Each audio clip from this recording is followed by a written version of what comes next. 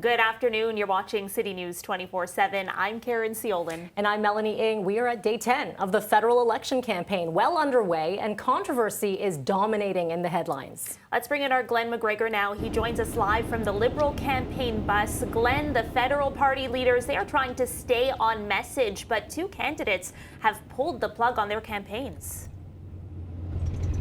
Yeah, that's right. The Liberal campaign today is in Winnipeg, trying to get on track after what was not a good day for them yesterday. You'll remember in Vaughan when Mark Carney was touring a carpentry training center, he was asked about Paul Chang, who was the MP, or still is the MP, actually, for Markham Unionville, and he had been found to have made some comments about a Conservative candidate suggesting that he be brought to the Chinese consulate in Toronto so that someone could collect the reward money that the Chinese government has put on him for his arrest for allegedly violating Hong Kong security law. Of course, Joe Tay, the Conservative candidate who's running in Don Valley North, has been very outspoken about the security law in Hong Kong and the democracy movement, and China considers him to be a criminal, wants him brought back to justice there. Now, Carney had the opportunity yesterday to denounce his remarks, and he did do that, but he said he still had confidence in Mr. Chang and wanted his candidacy to continue.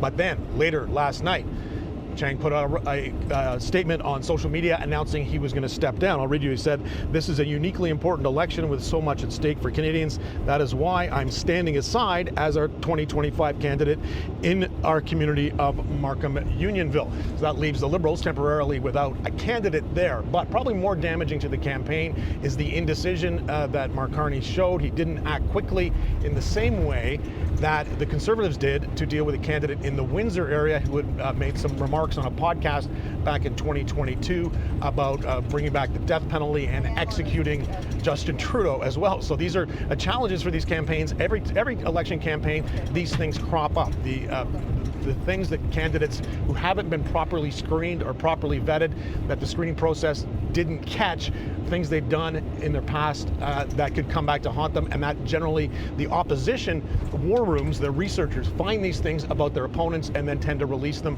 during election campaigns to try and embarrass them and force them into a situation where they have to drop their candidate. So yeah, so it's one each, and we just heard the press conference by Jagmeet Singh out in Edmonton getting applause for the fact the NDP has not yet had to drop a candidate. I guess that's kind of a small victory for them.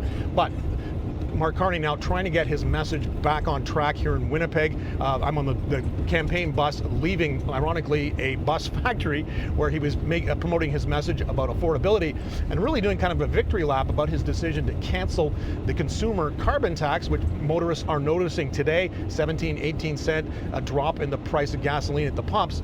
The question, though, is that durable? Will gas companies, gasoline retailers ultimately raise that price as consumers have shown that they are willing to pay for it? It's kind of an inelastic demand. Here is what Mark Carney had to say about that. We recognize that there is also a rebate that comes with that carbon tax that gets people ahead.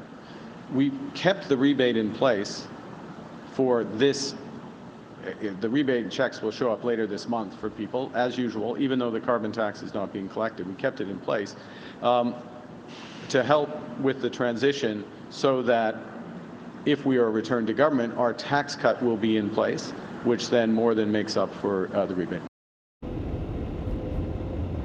And the Liberals are really hoping here in Manitoba to capitalize on some of the trends we've seen in the national polls with the support for the New Democrats dropping right across the country, hoping to pick up some of those seats here in Manitoba.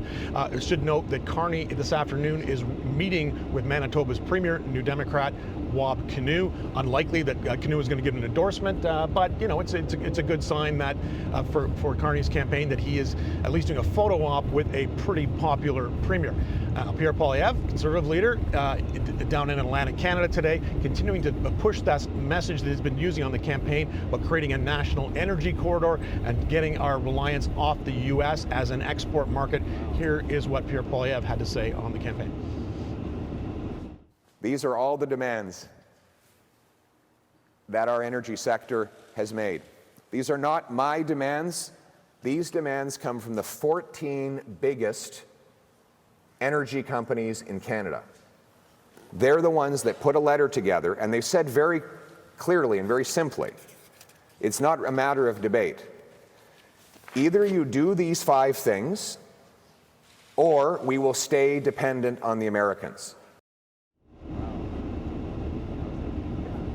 So Poilievre has, pretty effectively quashed that what used to be called bimbo eruptions of problems involving a candidate on a campaign by immediately axing that candidate.